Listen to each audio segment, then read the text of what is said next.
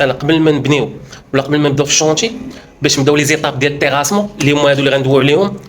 لي زيتاب ديال التيغاسمون خاصنا واحد الدوكيمون مهم اللي خصو يكون عندنا قبل ما نبداو. سير شوف في الكوتي اندستريال ولا في المجال الصناعي ولا في كان دوموندي ولا كان كيكون هاد الدوكيمون الزامي اللي هو السي اس اس تي. عاوتاني في المجال الحضاري كاين شي مدن اللي كيفرضوه ولا بعض الجامعات ولا شنو الدور ديال السي اس اس تي اللي هي اتيستاسيون d'ingénieur pour les travaux d'excavation et des tranchées.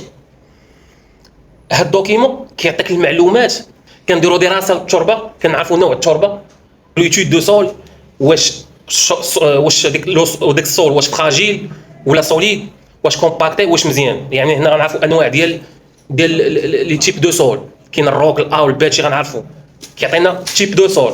ايدونتيفيكاسيون دو لوندروا، يعني كنحدوا المنطقه كنيدونتيفيو البلاصه اللي غادي نخدموا فيها، غنديروا فيها الشونتي اللي غادي نبداو فيها التيغاسمون. ابري كيشوف لي شونجمون كليماتيك اللي عندنا في هذيك البلاصه، في هذيك لا زون، العوامل المناخيه، واش كاين الشتا، لان الشتا كيأثر على النوع ديال التربه.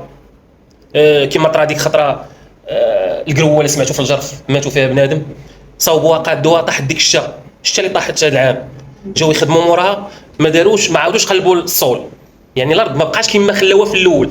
شنو السبب؟ هي ديك الشتا، طلع بنادم طاحت لاكو الله يرحمه. متفقين؟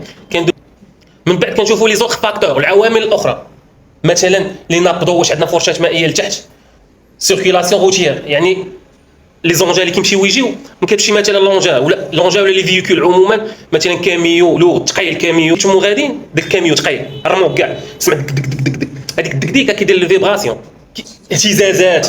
هذيك الاهتزازات الارض كتكون متماسكه كتبقى كتفك مع دوك الاهتزازات. هذا هو التاثير ديال الفيبراسيون، سواء بلي زونجا سواء بلي زوتي اللي كنخدموا بحال ابخي كيعطيك لي ميزور دو كونترول. هي يعني لي ميزور دو كونترول هي انك تحاول تكونترولي هذوك المشاكل وهذوك لي ريسك اللي ديتيكتينا.